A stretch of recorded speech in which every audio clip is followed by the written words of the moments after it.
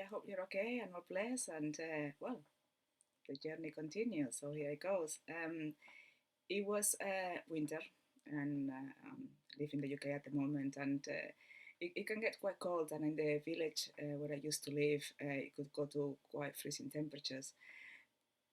I had just went to visit a friend, and I was coming back, and I couldn't quite drive exactly and park my parking place because of the snow. The car would have, slide. So I wasn't wearing much. I don't like wearing too much winter clothes, but I just went to go to the car and then go to my friends, and then the car come back. I didn't find the necessity of taking any warm clothes. So I thought, well, it's only 3 minutes. I just rush. I had a good pair of boots, so I just rushed to the house and that's it. So I parked the car and started walking fast, and I was walking, and every time I was trying to get to the exit where my house was, the exit wasn't there again. I thought, here we go again. Couldn't you have waited a little bit, for the summer? I would have been patient this time, but obviously the source had other plans for me, and as I began working, realized I was in a completely different reality, but I knew I was still in the village. And before I continue, I have to tell you something about the village. They're protected by the National Trust, absolutely stunning, lots of films being made in there, and series, UK series. And when I first went there, I thought, this is something not quite right. But you turn the blind eye. It was beautiful. It was okay. My cats were loving it, so it was all good. It was all good. And but every time I went out and something said something to me, I said, this is not what a normal village is like. At least not like villages I've been. My village in Spain is just not right. I'm not gonna go into detail. That will come at another stage. But the village was kind of like split. It was a lot of like who was the wealthiest and stuff, and there was the area of the really wealthy, really wealthy. We're talking very wealthy people. There was the area that they were not so wealthy, which where I lived, and the other area were the poor ones, inferior, kind of. There was a lot of disputes. I just took no notice. And I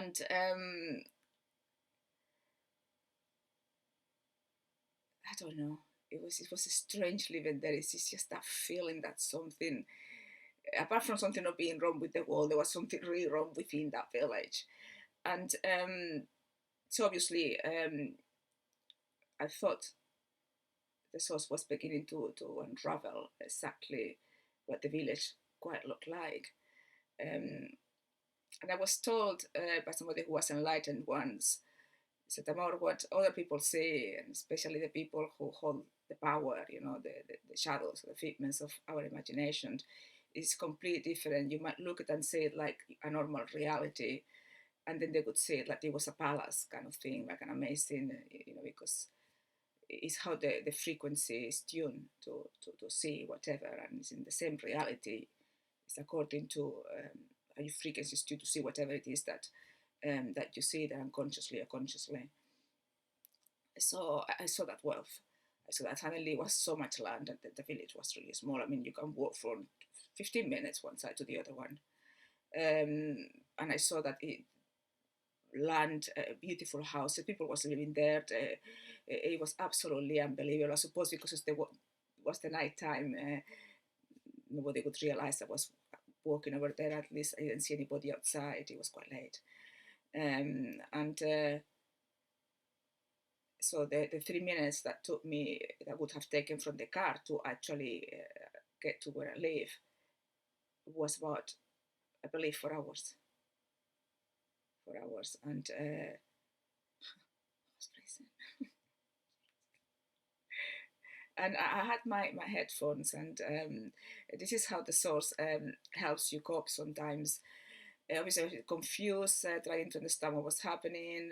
Obviously, I was getting it, but was cold, and for some reason, I was wanted to get my headphones. I didn't turn the phone on, and the phone turned by itself, and it went random frequencies to another, and they were jokes that were making me laugh, and I was just laughing, and that's it. So the journey was much easier. So I had plenty of help when I was going through that, and then I arrived home, and then those things that something was wrong with the village began to that. This is why, it was beginning to come into pieces, and I thought, wow, it's amazing what I've been shown, but it wasn't finished yet. It wasn't finished.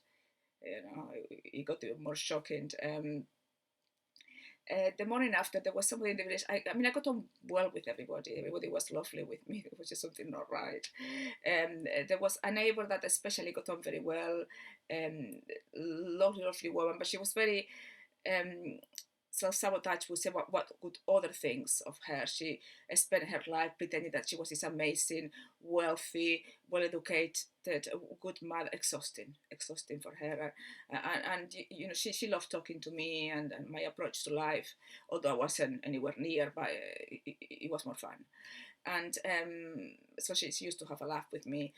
And she was experiencing some financial difficulties, and she had to sell the house, but she didn't want to leave the village. Once you actually, anybody who was in the village, nobody leaves once you're dead. That's it. I think I'm the only one who left. After what I found out, and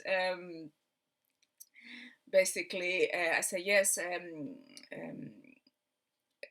She obviously she bought a house in what is considered the poor area. So I was trying to say, look, anybody could give anything to live. The poor area would be for somebody. The most wealthy area is absolutely stunning. I said, I don't understand this, split of I don't want a massive house and have to clean up. I don't not be able to find my cats. I prefer like cozy place. It's what you like, and I know she has an amazing taste. She look after everything, so she could make the place absolutely stunning, and the property was beautiful. I mean, I hadn't seen it inside, but I knew exactly which one it was from the outside. Hardly any property ever comes on sale in that area, so I had a big sign there. So I arranged to go and have a cup of coffee with her, and then she was going to take me to show me the place. I thought, of course. So I got ready in the morning, and I went to see her. And I mean, she's always in time, very reliable.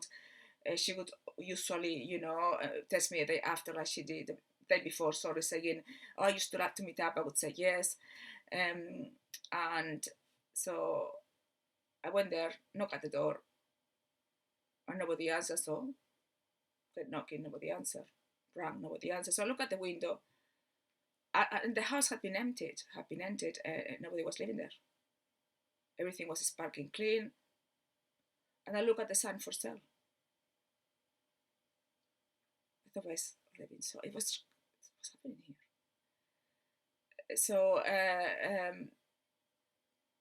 thought, how could I possibly miss the move? I mean, she lives in front of me, and I went to the shop actually twice that morning to half asleep just to get some bits for breakfast and for my cats. And so how could I possibly have missed that? I said, something happening here, So when you go through these kind of like glimpses of enlightenment, your energy is quite high, and it maintains like that for quite a few days. So my energy was quite high, so I thought that this has got to be something that's being shown. So I decided to go and walk towards her new place. So I walked towards the new place, and I went there. Honestly, it was an abandoned place. It looked like it had been abandoned for about 20 or 30 years. The house had changed.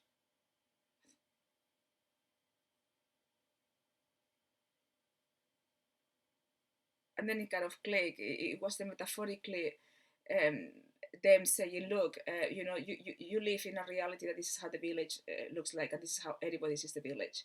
Then are other forces that of the metrics that in our reality, feeding from our fear, they create an amazing world reality where they reside. I hope that makes sense. I know it's going very deep, but at least the seed is being planted. Just bear with me, you'll understand what we all are destined to do. So and then when I was shown this place, that it was like nothingness, because I felt like nothingness, like it was black dark.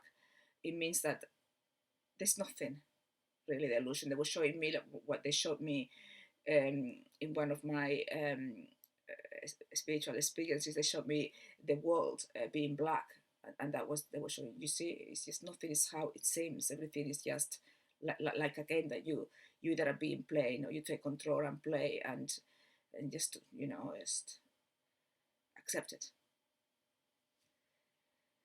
So when I went back, I was just obviously I gave up trying to find my friend. I just went back home, and as I was walking home, my friend called me. Oh, Amor, where have you been? You got to be kidding me.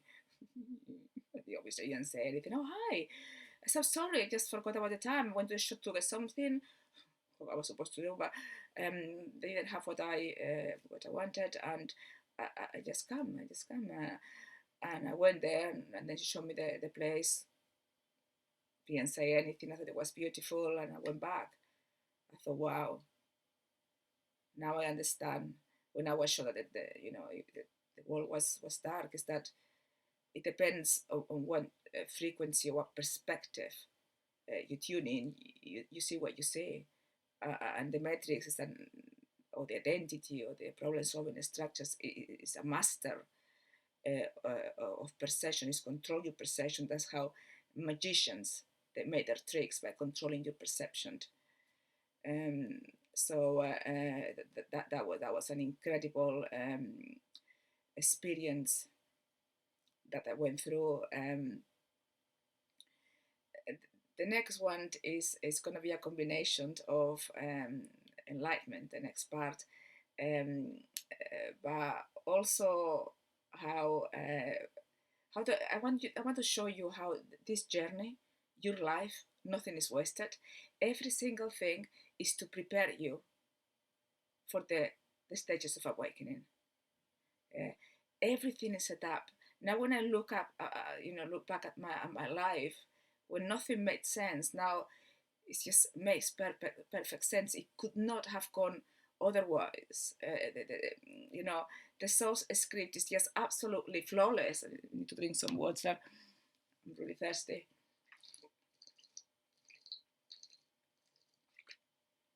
And hoping by showing you how I was prepared to go through my abyss.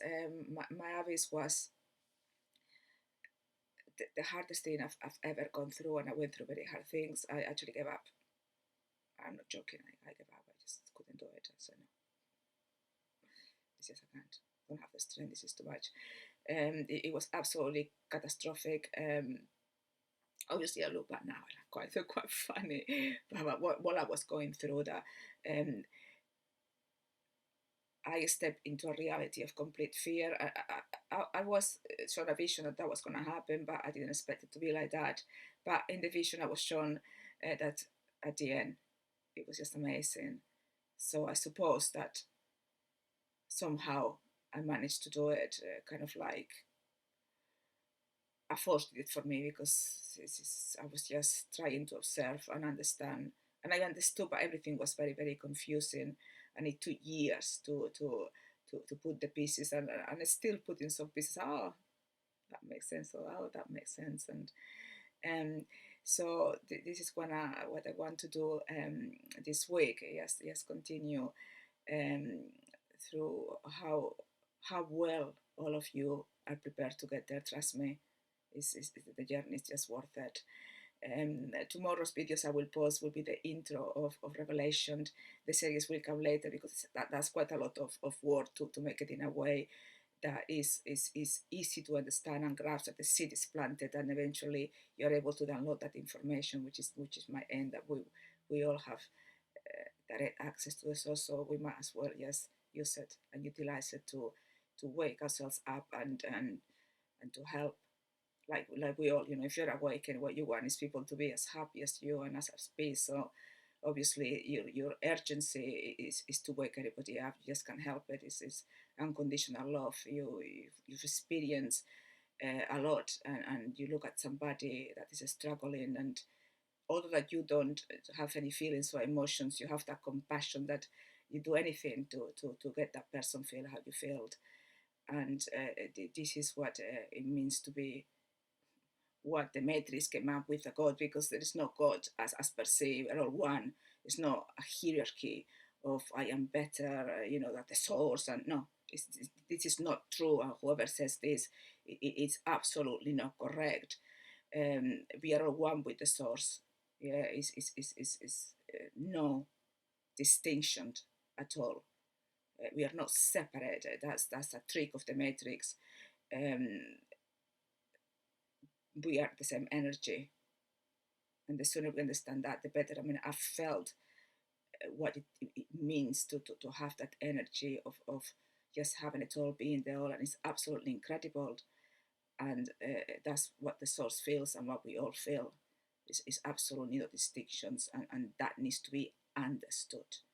If somebody says we are not the source, or yes, we are. We are, and it doesn't matter if somebody says consider separate. You're not. Eventually, you'll get enlightened and return back home. Yeah, or remember that you are back home. So anyway, I hope you have enjoyed it. I hope you look forward, and I hope just letting the ego pop in. That you'll agree with me, when I've been triggered with, my clients being, not considerate, not considerate. And not forget that the source energy is the energies to ultimate fun, nothing be taken seriously.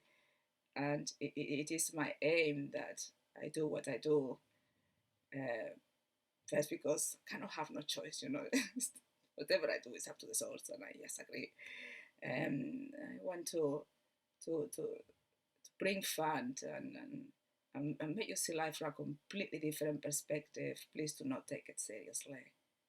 Do not, because whatever you're going through is what you need to be going through. So be happy. Yes, be happy. Be at the present. Be at the gate. It's here with us. That's it. Yeah. Anyway, I love you and speak to you soon.